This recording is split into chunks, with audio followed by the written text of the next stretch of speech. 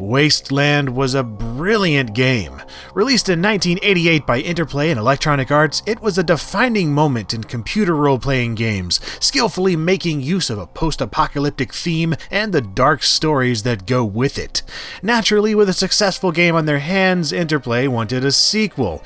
But what should have been a simple prospect turned out to be anything but. The problem was that Interplay didn't own the rights to Wasteland, their publisher Electronic Arts did. EA was already working on their own Wasteland successor, Fountain of Dreams, so Interplay started working on a new IP called Meantime. But EA's game ended up dropping the Wasteland tie-in before launch, and Meantime languished in development hell, never to see the light of day. Then, in 1994, Wasteland got another chance. Interplay programmer Timothy Kane spent 6 months working on a new game engine because why not? Programming!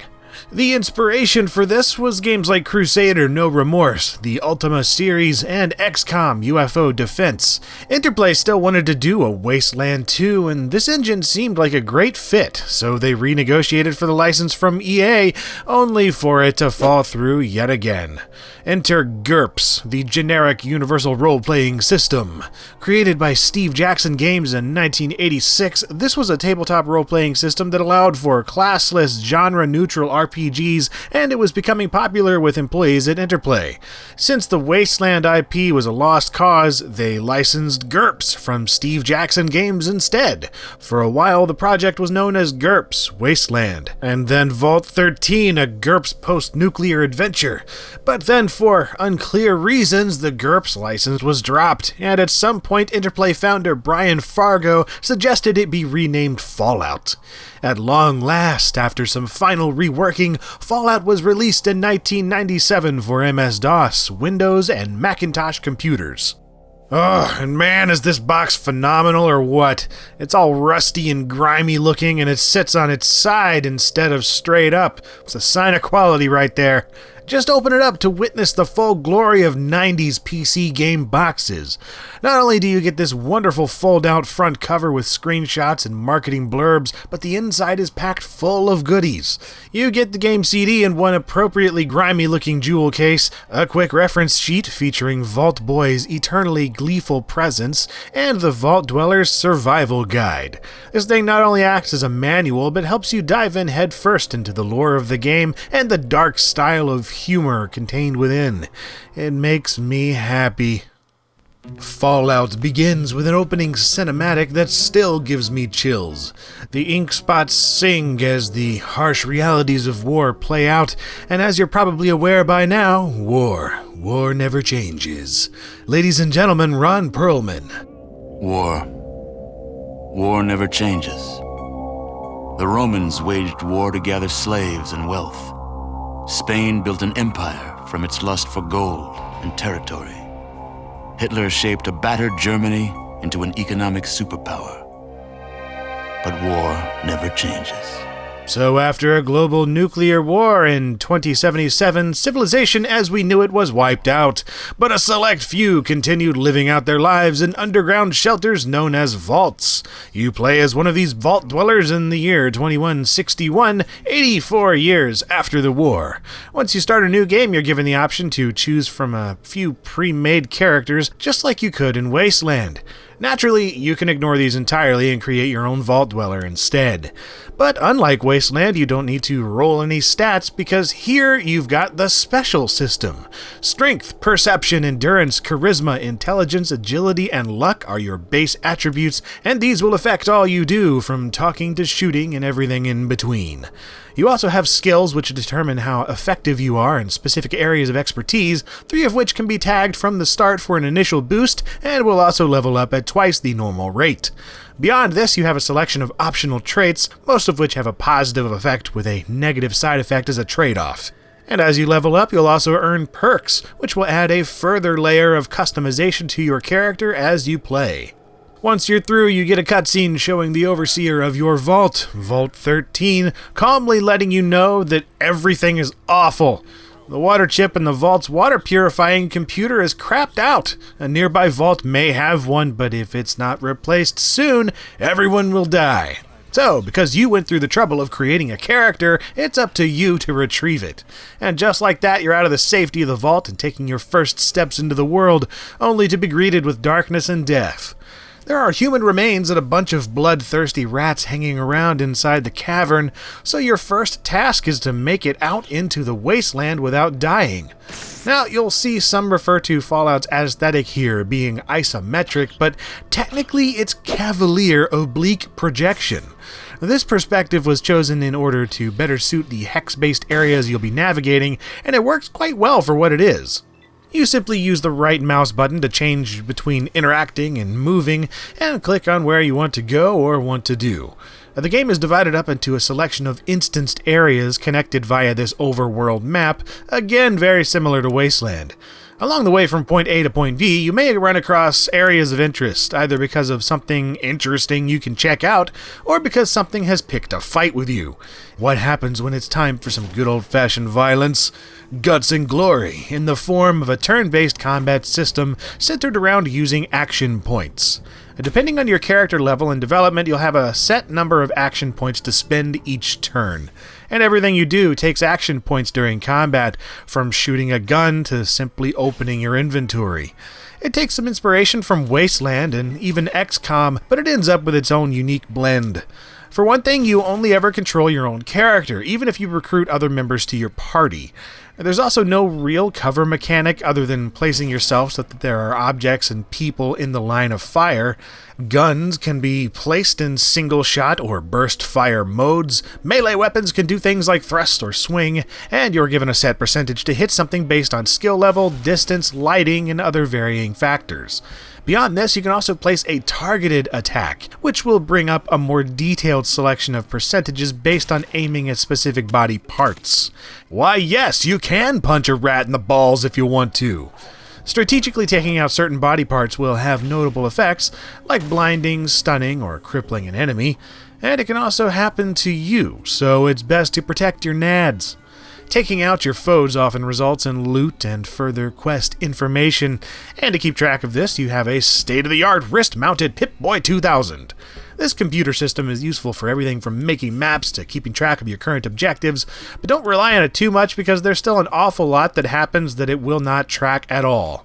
While you're out in the wastelands of Southern California, you'll run into all kinds of characters and events that will demand your attention. Yet only a selection of these are related to your main quest, and many of the ones that aren't won't show up in your Pip-Boy, so writing things down is always a good idea. As is saving your game, like before and after every encounter, because Fallout is absolutely brutal, and the randomness can make even the most straightforward of combat situations unpredictable. You can tinker with the difficulty at any time if things get too tough, but if you've got a character too scrappy to deal with a situation, or the numbers just work against you, it won't matter. What does matter is that the game is an absolute pleasure to play even to this day. My word, do I love Fallout, and even though this isn't the best in the series, it got so much right from the start that I can't help but be enamored. One of the biggest things it absolutely nails is the atmosphere, which is crucial to a solid post-apocalypse. A big part of that comes from the soundtrack by Mark Morgan. It's just blissfully foreboding.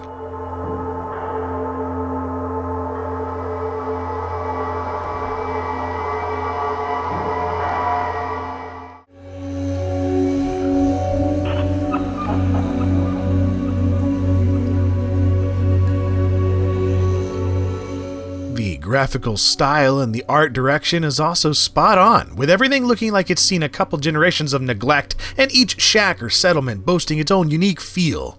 It's a believable, gritty world of depraved humanity, punctuated by the decayed aesthetic and general lack of anything bright or colorful.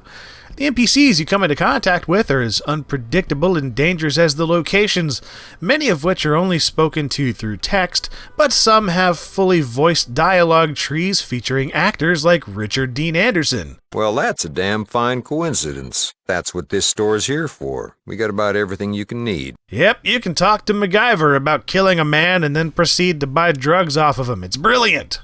As mentioned earlier, there are also some NPCs that serve as companions, and there's no limit to how many you can have tag along. You can't control their actions though, and their stats won't level up, but they will help you in combat and later on prove invaluable. Dogmeat is one of the very first that you'll come across, and he's become a staple of the franchise ever since. There's nothing like having a canine companion once the apocalypse hits, am I right? In fact, the game is chock full of pop culture references like this, from Mad Max to Doctor Who to freaking Coca-Cola in the form of omnipresent Nuka-Cola radioactive soda. It's this warped retro future combined with nonchalant references to our own world, contrasting against the unapologetic violence and moral atrocities that makes Fallout such a weird and awesome reality to explore. And I mean it when I say Fallout is unapologetic, with things like absurdly gory death animations all over the place and the ability to kill children, which caused more than a few controversies. Yet the despicable stuff you do makes the positive things you can do stand out that much more, and it's awesome. If you play your cards right, most of the time you won't have to kill at all, since sneaking around and convincing people not to fight are always options. There are so many ways to play that I could wander these wastelands forever, and indeed it feels like I have when I consider the thousands of hours I've dedicated to this series of games over the years.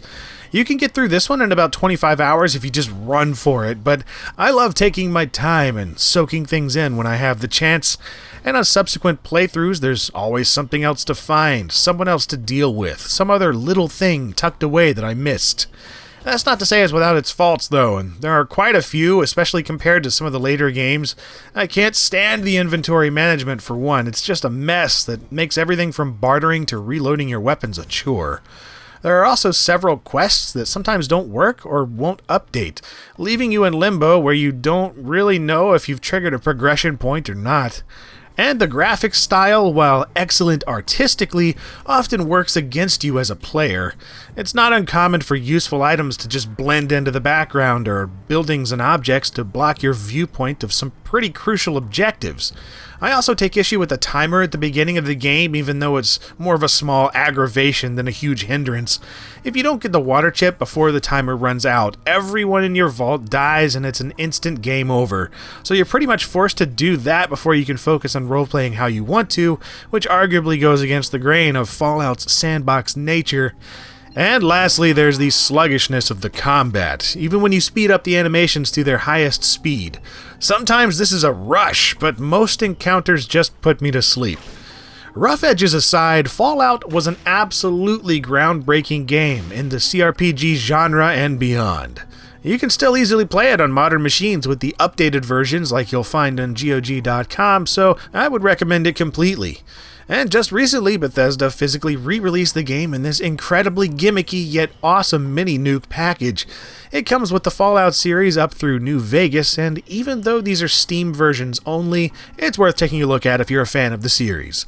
And I certainly am. Fallout is one of my all-time favorite franchises in any medium, bar none, and the first one is what I have to thank for it.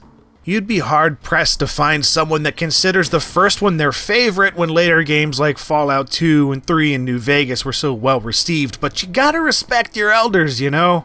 Unless your elder pulls a laser rifle on you during a conversation about irradiated water, and in that case, shoot them in the balls and hope they have some good loot on their dismembered corpse. Yeah, Fallout!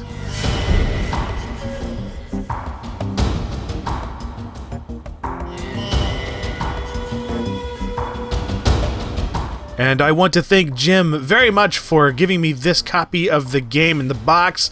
This is just an excellent box and such a great game, so thank you very much, sir. You are awesome.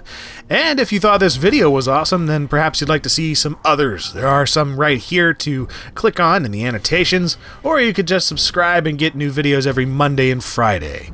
There's always stuff on Twitter and Facebook, socially, whatever that means, as well as Patreon for money stuff and seeing videos early. And as always, thank you for watching, Never Changes.